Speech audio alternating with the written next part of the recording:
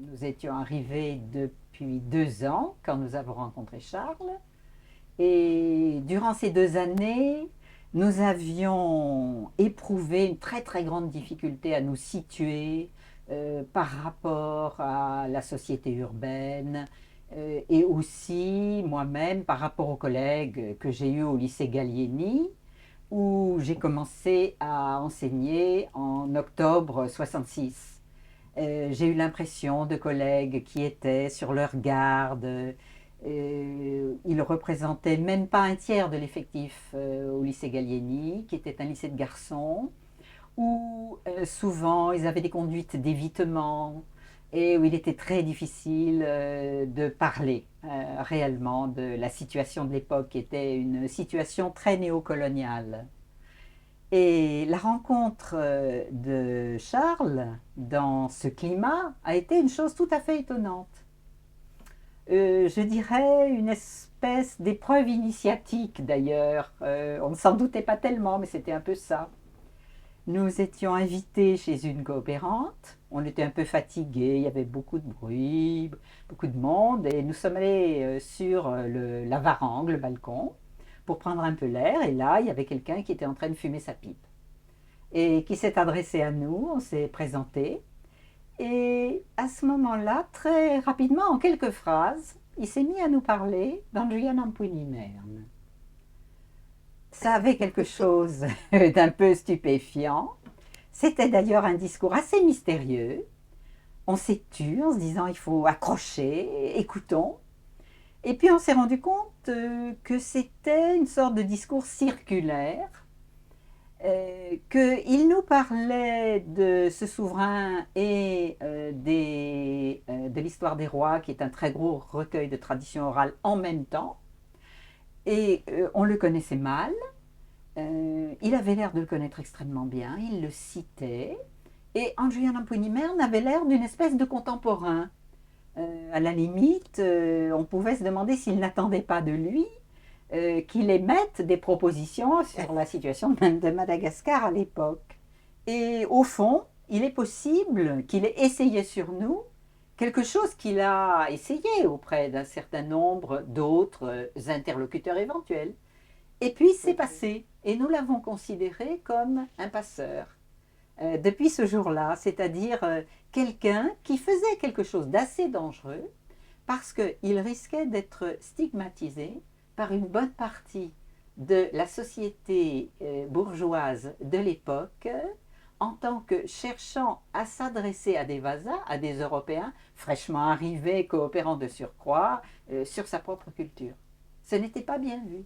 Je pense que j'ai eu beaucoup de chance parce que c'était un homme subtil et il faisait comme ça des essais. Hein. Et, il amorçait des thèmes. Euh, j'ai eu un type de rapport intellectuel avec lui très singulier, euh, parce qu'on a l'habitude de faire des grandes tirades idéologiques, je dirais, quand on est français. Et c'était pas du tout son genre. C'est-à-dire qu'il tâtait le terrain, il mettait son interlocuteur en route, il le mettait en chemin, il amorçait quelque chose. Tu pourrais peut-être chercher dans cette direction-là. Il initiait une démarche. Et je pense que ça correspondait d'ailleurs à quelque chose chez lui. C'est le goût du braconnage intellectuel, je dirais. C'est-à-dire ouvrir des livres, se faire une idée comme ça, être un fouineur sans arrêt, ouvrir des tas de revues, ouvrir des tas de vieux journaux. Et je crois qu'au fond, Charles aimait bien qu'on ait le maximum d'initiative soi-même. Et puis aussi, il se disait, ces vasas, qui ont de telles richesses, voyons s'ils sont capables de faire un bout de chemin. Voilà. Mhm, Bon, mhm. ils ont l'habitude des bibliothèques, ils ont tout un capital de savoir. Voyons s'ils seront capables. Alors, c'était au fond une sorte de défi et de joute. Et cette joute était plaisante. Alors, je suis entrée à l'université ensuite en histoire en octobre Mhm. 68, donc je l'ai eu comme collègue. Et nous avions déjà passé un an à échanger sur l'histoire de Madagascar. ai dit, je vais être chargée dans l'année qui vient d'enseigner sur le 19e siècle et le 20e siècle malgache.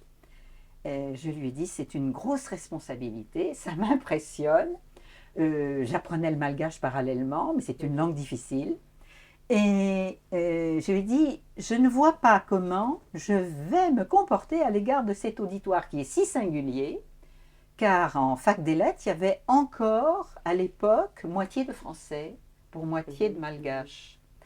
Et les Français étaient souvent, sans tellement se rendre compte, très visibles, occupant les premiers rangs, et puis deux espaces de rangs vides, et puis les malgaches qui occupaient le reste de la salle. Et quand on voyait ça du tableau, c'était troublant, pour le moins. Donc j'ai dit, je voudrais au moins pourvoir pour les travaux dirigés, donner les textes en français, bien sûr, mais les donner aussi parallèlement en malgache et faire une majorité de textes d'origine malgache. Est-ce que tu peux m'aider? Alors, il a réfléchi, il ne m'a pas donné sa réponse tout de suite, et puis il m'a dit, écoute, on va aller voir mon père, il a du temps plus que moi, et je pense qu'il pourra s'occuper de toi.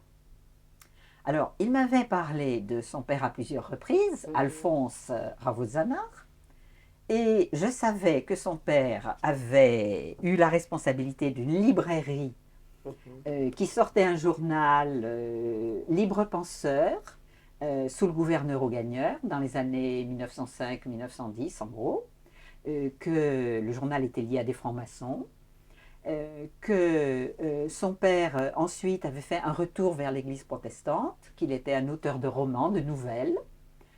Et je ne savais pas plus, mais je savais qu'il était très âgé. Je pense que déjà, il devait être au tournant de ses 80 ans. Et donc, j'étais très impressionnée.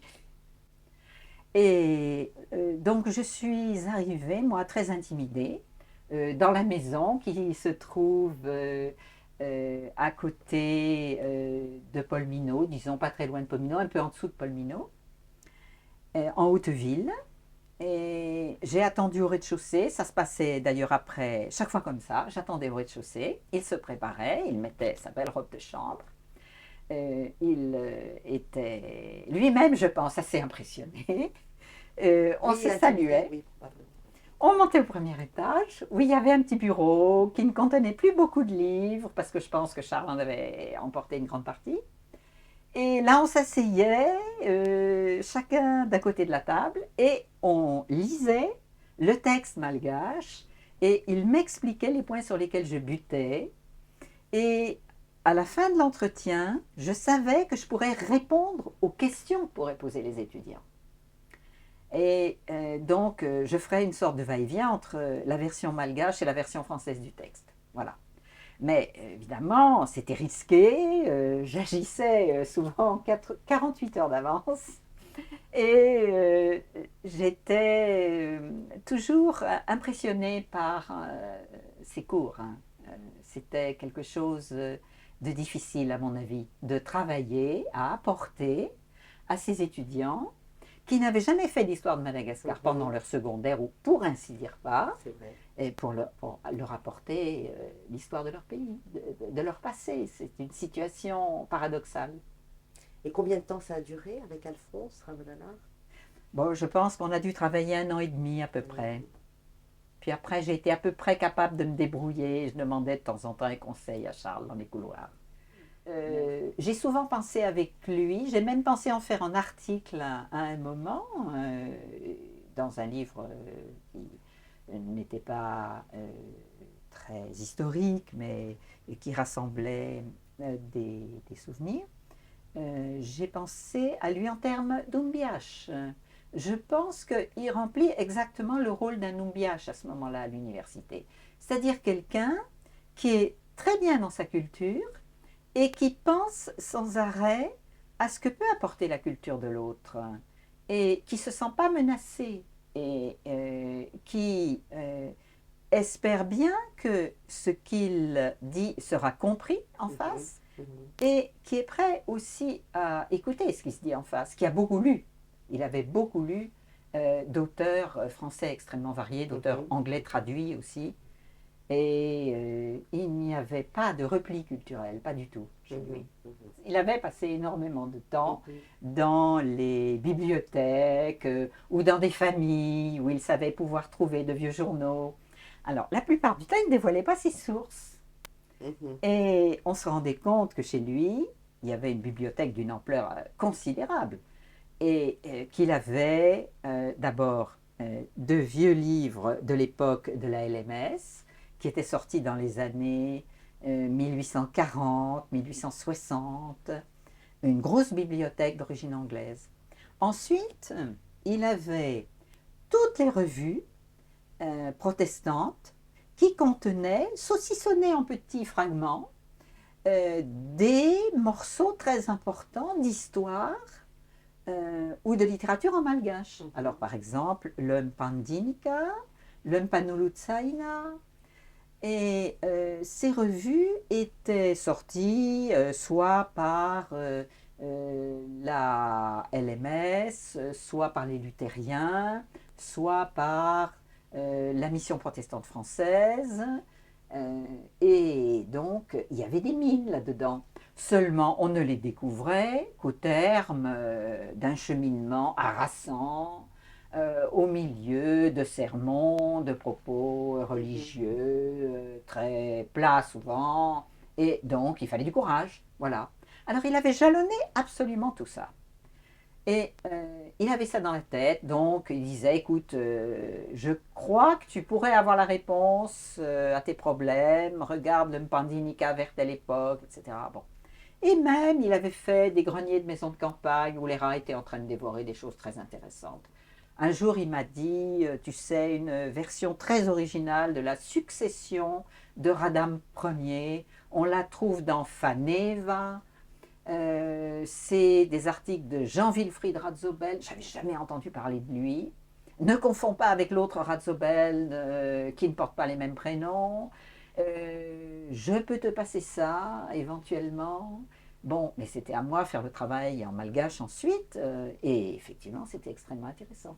Et c'était extraordinairement intéressant de causer avec lui parce qu'il y avait beaucoup de légèreté dans tout ça. C'était un plaisir, c'était au fond entrer dans une sorte de forêt enchantée. Et aussi, je crois que ce que j'en ai tiré, moi, c'est le souvenir de ce plaisir et c'est aussi la très forte séduction de la culture malgache.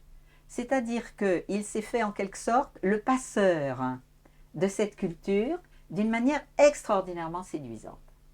Et ceci accompagné d'une grande confiance à mon égard, je pense, je l'ai senti à plusieurs reprises.